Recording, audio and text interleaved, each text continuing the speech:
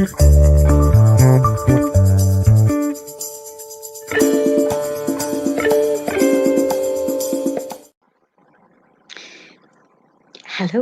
and welcome to a rather special Honey and Stag event, quite a one for the season as well.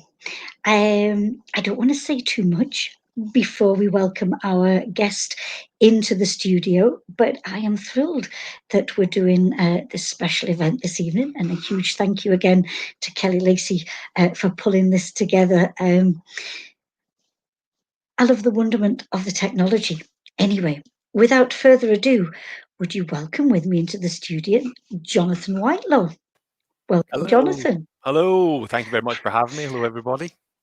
It is so good to see you again. For anybody who is not familiar with Jonathan and his writing, a journalist and a broadcaster and an author of one of the most intriguing and rollercoaster rides that you could possibly read. Quirky, but in a really good sense of the word quirky. So welcome. Thank you for being with us. We're here to talk about your work, but a special publication that you have out at the moment called The Deal. Perfect just in time for Halloween. Set us off, first of all, set the scene for us. What's the deal about? Oh, well, I'm actually a little bit flabbergasted by that fantastic introduction. I wasn't quite. The fiver's in the post, as they say. It's Yes. I might have to send more than my fiver actually now that it's been done. Listen, thank you very much for having me. It's a Pleasure. delight to be here. Absolutely delighted to be here. So this is this kind of new short story. I'm doing it for charity, so all the proceeds are going to the Samaritans. It's set in my my HealthCorp universe. So it's the fourth release in the kind of HealthCorp universe, following HealthCorp, which came out in 2018. The Man in the Dark last year. We also had a Christmas short story just back in December there. So for anyone that's not familiar with it, it's a series that sees the devil long for a holiday, but him being the untrustworthy character that he is, God doesn't believe him. That there isn't any sort of any sort of ulterior motive. So he challenges him first of all to solve mysteries. So in the first book in HealthCorp, it's the death of a man that took 40 years to die. The second one, without any spoilers, obviously, is the devil trying to find a woman that's been kidnapped by international terrorists, while Brutus and Cassius, those famous devious Romans from yesteryear or yester-century, are trying to overthrow the devil in the underworld. So that's the sort of world that we're talking about. So the deal is set in the Old West, the late 19th century in the Old West, in the time full of cowboys and panhandling, and it's me. Essentially, it's me living out my boyhood fantasy of being John Wayne or Clint Eastwood. But it sees that the devil offer fame, fortune, and glory to a down on his luck prospector, and then fast forward 30 years and the debt has to be paid. That's the whole point of the deal, is that it goes both ways. That is the deal. So the deal is success, and then there's a price to pay. Always. Always. Always. For anybody who's not familiar, Jonathan, with the series, just first of all, how was it that you came to dream up this, this context, this hellcore sphere? I mean, writing evil is one thing, but writing evil personified. Yeah, well, yeah, exactly. Well, I've been completely perturbed by when people come up and ask and go, oh, a lot of writers put a lot of themselves into their main characters and things like that. Now, I do know that I'm sporting the moustache and the beard, but that's purely a stylistic point of view. That's it's called fashion. Vogue, strike a pose. Yeah, listen, it's one of those things. I never ever thought that I'd be anywhere near clever enough to write a crime novel. And depending on who you ask, I'm still not clever enough to write a crime novel. But it's one thing that I always said that I was going to do was, if I was going to write a crime novel, I wanted it to be on my terms, and by that I mean that, you know, we've had every kind of detective under the sun. You know, we've had workaholics, we've had alcoholics, we've had people that don't work, we've had renegades, we've had mavericks, you name it. And I always thought, you know, if you're going to have an anti-hero, or I'd like to have an anti-hero at the center of my kind of crime book, why not go for the ultimate anti-hero? And really, there isn't anybody more anti than someone like Oak Nick. Yeah. And it really started from there. It started more as a character piece, and then the kind of crime came around to it. The thing about the crime actually for Hellcorp was, I remember reading the New York Times, and it probably would have been about 4 or 5 years ago, and there was a story that was sort of similar, where it was I think that the chap was a businessman, and he moved over to Queens in New York, and he died. He was an old man. He died, and he'd been there, 40, 50 years or whatever it was. And when he was, it was an unexpected death, so they had to carry out a post-mortem. And they found that actually he hadn't just died of like a heart attack or anything like that. It wasn't just natural causes. It turned out that he was, he'd been attacked many, many years before, and this was it just catching up with him. I thought, gosh, that's incredible. That's really amazing. And the thing is, to my detriment, actually, I haven't followed the story up. I don't know if there was ever an actual proper police investigation, or if they caught the bugger that was responsible. But I thought, that's a fantastic. And I'd read this, and then it kind of all came about around about the same time, and I thought, God, that's the hook. Here's my character, and here we are. I look at that though again. Where did those first seeds come from? And it's a story that, how many people would probably have come across that story, Absolutely. but right place, right time, and it sets you off on this journey. Absolutely that. Which I think is it's just, I love the way these things just gather momentum. Yeah. So you have the short story that you put out at Christmas, and here we are now with the novella, The Deal. And I wonder, choosing to do a novella, were you always, because of what you wanted to do as well, was it always ever going to be a novella? Yes, I think so. I think for the purposes of it being for charity and things like that, and I think from it's 99p, and that's a very, very accessible amount for people to donate. Obviously, if anybody wants to donate to the Samaritans a lot more, then I would absolutely encourage that. But I think that the kind of 99p element of it, the short story element of it, people can sit and read this within the hour. It's not gonna. You don't need to have it carted around in your bag. You don't need to be racing home to read it. It's a quick, easy, hopefully entertaining story that kind of features the characters from the main series. I think it's the times that we're living in, to be able to have a quick, satisfying, engaging read. Definitely. I think it's vital. Often people say, oh, the novella, the short story, does it have a place? And I think, now more than ever, because we are, we're dealing with so many changes in our existence, and to be able to say, great, I can, I can have 5 minutes, or I can have a chapter, and this story is going to run along, and I'm actually going to get something finished, because I am so sure. Reading people's thoughts on Facebook, having interviewed so many people during this time, creativity and engaging with creativity can be really tricky. Yeah, absolutely. Yeah. So I think you present us with, a beautiful bite-sized, succulent thing to get into. But you've done this for charity, and I wonder, could we focus on that? I said it was a special event, and this, is so wonderful to celebrate that you are wanting to put a piece out there to support others. talk to us about where this came from and why the Samaritans. What's the motivation, Jonathan? Well, I mean, listen, we've all had a bugger of a year. It's been absolutely dreadful for all the obvious reasons, and I am lucky.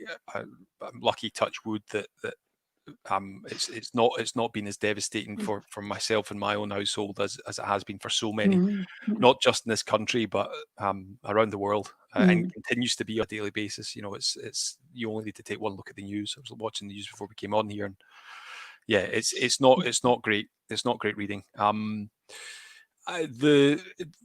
terms of this particular story, we unfortunately lost one of our authors in Urbane, my publisher, for the Hellcorp series. We lost one of the authors, and actually it was pretty widely felt, not just obviously within the kind of the publisher, but beyond the community. And last year, I was kind of chatting to the publishers just at the start, just the end of November, I beg your pardon. And being a writer is a privilege. It really is, and it's a privilege that I don't ever dare take for granted. And being able to write something that's entertaining and reach an audience really is a very, very special feeling and a special ability to do. And we had a chat last year, and we put together the kind of short story, the Fright Before Christmas, and for the Samaritans.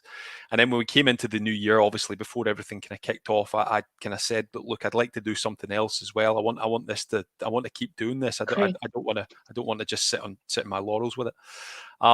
So the Samaritans, my publisher and I both agreed that the Samaritans would be the best place to kind of campaign for, just in terms of everything that's happened and how we've all been affected and things like that. And I mean, that's the thing. It's I mean, at Christmas, but particularly now as well, given the sort of 8-10 months that we've had between then and now.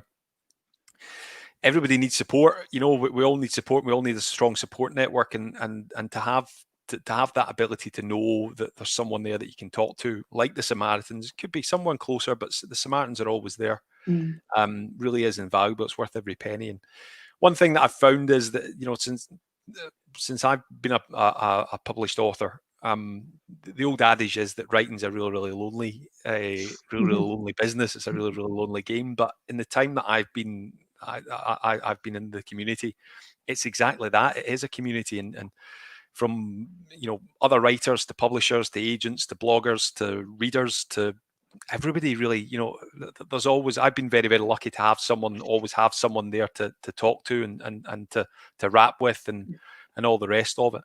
But not everybody's got that, unfortunately, and I think if I'm able to do something, if I'm able to raise a little bit of profile about the Samaritans, but also put across that message that there's always someone that you can chat to, and there's always someone that's willing to kind of put their arms out and give you a hug, and more than absolutely, I will bend over backwards to do it. Jonathan, I think you hit the nail on the head. Life is complicated enough, and then we hit this time. Yeah. And for many of us, our channels of connection, the people that we'd normally see, that's just not viable at the minute. And knowing that there's an organization there that is still functioning, and I think especially those issues of mental health as well. I think the pressure to one degree or another, it's certainly greater, I think, for all of us. And knowing that there's a group of people there that if there's anybody watching, Jonathan, who is in need of that support, how do they go about getting in touch with the Samaritans? What's the Certainly. So the Samaritans, they've got a massive social media presence, and it's something that I've been doing in all the kind of posts that I've been just kind of advertising the fact for the deals available and stuff like that. So Facebook, Twitter, Instagram, they're on across all those channels. You can also reach them They're available 24 hours a day, 365 days a year. You can call them on 116123. That's a free phone number. And they've got operators and things like that that can put you in touch with people if you want to chat, but they can very much put you in touch with people that can offer help, can offer professional help and stuff. So they are like every other organization. They're very, very reachable, but that doesn't mean to say that we have to slack off and kind of put out that message. And it's listen. Sometimes it's as easy as that. Sometimes it just takes someone to say they're on Facebook or they're on Twitter or here's the phone number. That's all it takes for someone to go, yeah, absolutely. That's it. Definitely. And do you know what I'm thinking as well? Again, the idea of making collections, people are not out and about because it's not safe to do so. And yet, you are providing us now with a fabulous opportunity, 99p. I mean, I know for some people, 99p, it's different. It wouldn't be easy absolutely to give that away, especially at the minute. But I know for some of us, we're not getting our Starbucks and we're not getting our Pretz and things like that. And 99p on a fabulous read, knowing that you get your read, but you also keep an organisation like the Samaritans, keep them going, keeping that support. I think seriously, it's a win-win situation. It is. Hopefully. Yeah. Hopefully it's something, but I appreciate it though. It's lovely to hear, and again, thank you to you guys, obviously, for giving me this platform to come on and chat about it. It means a lot. It does mean a lot. It's not a bother at all. But I've got a little bit of a moral question to ask you. Oh no! Oh no! There's always a price to pay. What did I say? There's always a price. Here's the deal. So, no, has anybody ever questioned, the morality of bringing together the devil and the Samaritans? Has anybody stopped you and said, "Really?" No, not from a charity point of view. I have been. There was one event that I did. It would have been last year on the back of the man in the dark coming out. And I was touch wood. It's the only time that I've been cornered. And it was a bit tricky. It was one of those situations where I didn't quite know that if it was a wind up or not. But it turned out it wasn't. It was very much serious. But it was an audience member asked a question after I was doing a reading. And they said, don't you think you're tempting fate a little bit by writing about the devil? And I sort of kind of flippantly said, well, it's a fictionalized version. It's my Hellcorp novels aren't in any way, shape preachy, and they're not. This might sound silly, but they're not religious. They're kind of urban fantasy, juicy whodunits. But I sort of said, I kind of answered it, but the question kind of remained. Don't you think that you're tempting fate a little bit by kind of dabbling in that? So I just kind of very, very politely went, I think I'll just take my chances, unfortunately. And like I said, it's not to I'm not having a go at anybody's belief system. Far from it. That's not what the books are about or anything like that. But it was they weren't taking no for an answer. Put it that way. Well, I think if they're listening now or if they listen later, I think you're absolved, given the support that you're giving to the Samaritans. I'm sure you'll be safe. Okay, now to come back to the deal and setting it as you've set it, the time period and the location. What took you out to the Wild West? Why head the Wild West? I think boyhood fantasy is the easiest Truly. answer. Yeah, absolutely. Yeah, I mean, I always wanted to be a cowboy. Always wanted to be a cowboy. And I remember saying to my mother, bless her, one year at Halloween actually, that I wanted to go as a cowboy to, I think it was a school dance, so it was primary school. I said I want to go as a cowboy, and my mother, my mum wasn't or isn't the most handy when it comes to kind of homemade, putting Halloween outfits together. So her instinct was always just to go out and buy it for my brother and I. Although my brother doesn't have these sorts of stories to tell. All his are fine. My mum rushed out after work one day and went to the Disney store through here in Glasgow. And she came home. Now, bearing in mind that I'm maybe about, I must have been about 12, must have been about 11 or 12. So I wasn't a sprog.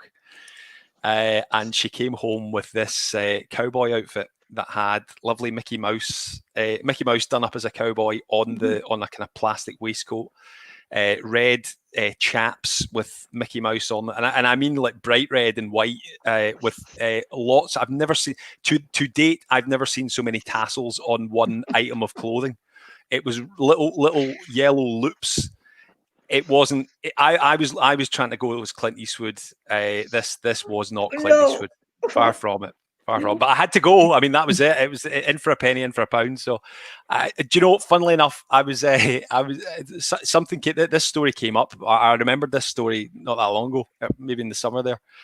And for the life of me, I cannot find this outfit. You go on the internet and you can find things from 100 years ago and 20 years ago. There's an audience on the internet for these types of things. I cannot find this Mickey Mouse Disney Store circa 1997, 1996 outfit anywhere, to the point where I think my mother might have got the only one that was ever made. And of course, that's where little Jonathan went to the Halloween dance as a cowboy come Mickey Mouse. So I know that doesn't really answer your question.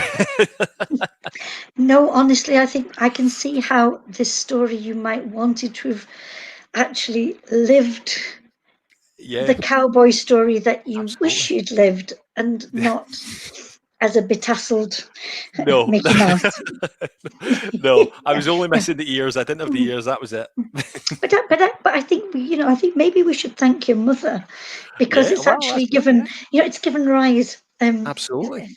Well, here we are. Here we are 20 something years later, and I'm still talking about it. And I'm writing about cowboys instead of pretending to be one. Instead of pretending. Now, I wonder.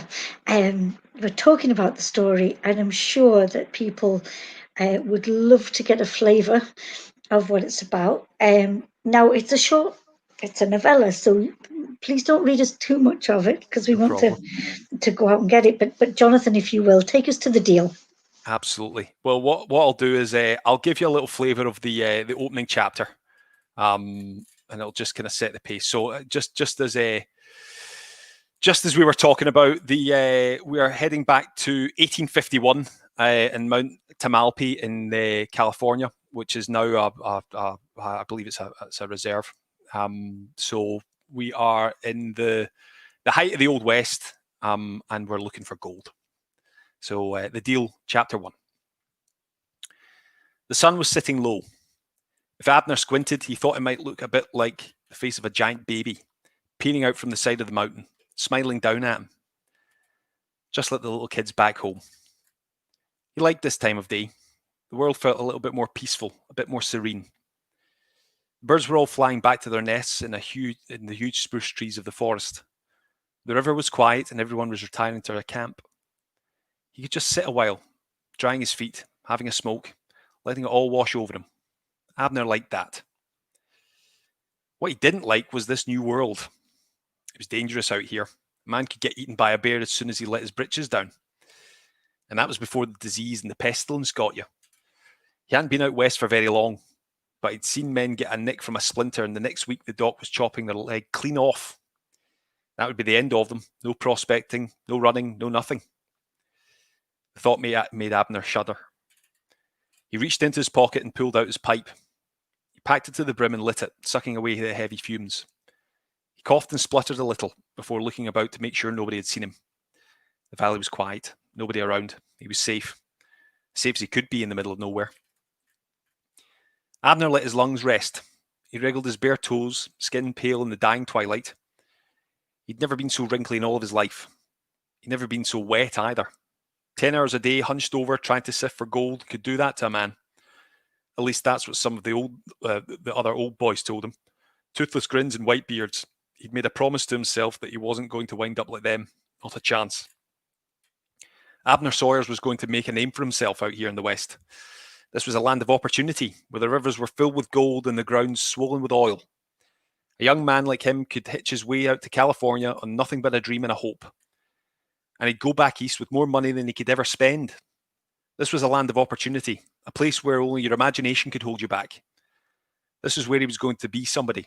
Not a nobody, not like his parents, hunched over and broken from a life of farming dirt for pittance. Abner Sawyers was going to be somebody.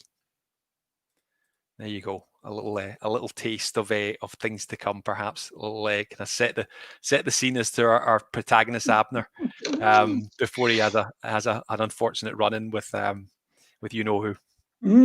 I just love you know this character Abner. He's there, you know, and you just sense something. And it's not going to be a bear. No, it's not going to be a bear. But something is gonna grab this guy. Now, the Hellcore universe, and the way that, of course, the devil can move backwards and forwards easily in time and space.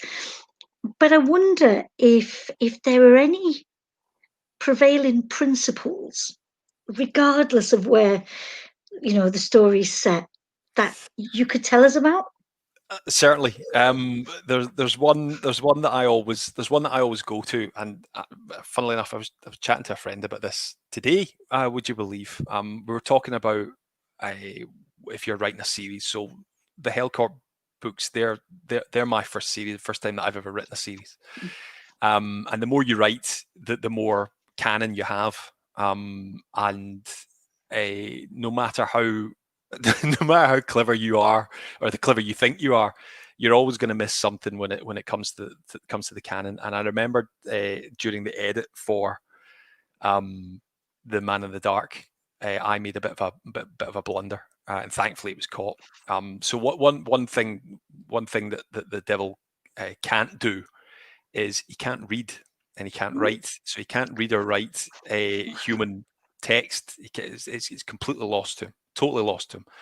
And of course, that lends itself throughout the books as a bit of a running joke. It's become a bit of a running joke. And I remember coming up with the idea, and I actually chuckled away at it, because one of the things about the books, one of the things that I like about the books, or one of the things that I thought of when I came up with the character was, I love having people in authority chopped right down to size.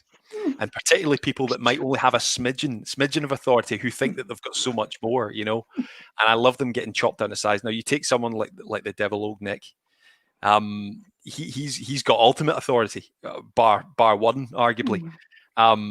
So to have him completely taken out of his own comfort zone and be adhering to the rules of humanity and all the rest of it, just little thing, like he hates it. Obviously, he absolutely hates it, and I love to write it because I love that he hates it so much. But having him not being able to read is a sort of a kind of running gag throughout the books. And that's what I'm saying with the edit. I completely forgot this. So sorry. No, I think that notion of, here you are creating this character, and he'll never be able to know what you said about him. Yeah, hopefully. Yeah, hopefully. I mean, that is, yeah. You can hopefully, fingers crossed. Yeah, exactly. Yeah. Everyone else can, which is fine. Don't tell them whatever you do. Don't tell them. Now, I have two questions now, because I'm aware of time, and I want to make sure that we get these questions in. Certainly. First of all, then, so for anybody who is interested in getting their hands on a copy of the deal, to give that support to the Samaritans, where can we find it, and how long will it be available? So it'll be available indefinitely, and you can get it Brilliant. on Amazon just now. It's available on Amazon just now. If you search for the deal Whitelaw, or if you search for Hellcorp, you'll find it there. It's available on Amazon. It'll be there. It'll be there constantly. Obviously, Excellent. it's set at Halloween, and we're doing this build up, obviously, up to Halloween. But it'll stay on there until afterwards. Brilliant. Yeah, absolutely. Brilliant. Excellent. Because I'm just seeing it as well as yet another little Christmas stocking filler as well. Absolutely. I think it's that'd be brilliant. And for those of us who would like maybe a longer read of old Nick's escapades, is there a novel on the horizon? As in another Hellcorp novel. My lips are sealed. I can't. Oh, well, that's exciting. I could possibly answer that question. No, I'm Wonderful. not saying a word. Yeah, lovely. I do like a tease, but I think you should know, that I, for one, and I know I'm not the only one, I know there's lots of readers out there who, well, let's just say, if you can ever find your way, I know we'd like it, but that's just me. Thank you. Thank you very much. Thank you very much. No worries. Anyway, just to say, Jonathan, really pleased that we were able to do this. And champion an author, who isn't just writing for themselves, but writing to support others. Really, really glad that we could do this Honey and Stag special this evening with you. Thank you for that. No, not at all. Thank you guys for supporting me. It really, really does mean. It means the world. It absolutely does. It's a total pleasure, and as I say, I hope we can do more together, and I hope we can do more together in real life. Absolutely. When we're allowed. To that day. Yeah, wonderful. All the best, Jonathan. See you later. Thank you. See you later. Bye for now. How wonderful. Do get hold of a copy of The Deal by Jonathan there, because you will have just a fascinating read, and you'll be through it in no time. Now, lovely bodies, Honey and Stag, always up for bringing you great literary events and fun to boot. On the 5th of November, we are going to have a Guy Fawkes special. 6 authors with totally rebellious tales, something again for these dark nights drawing in. There'll be more details to come, so stick with us and look forward to seeing you on the 5th of November. But for now, good night and see you soon.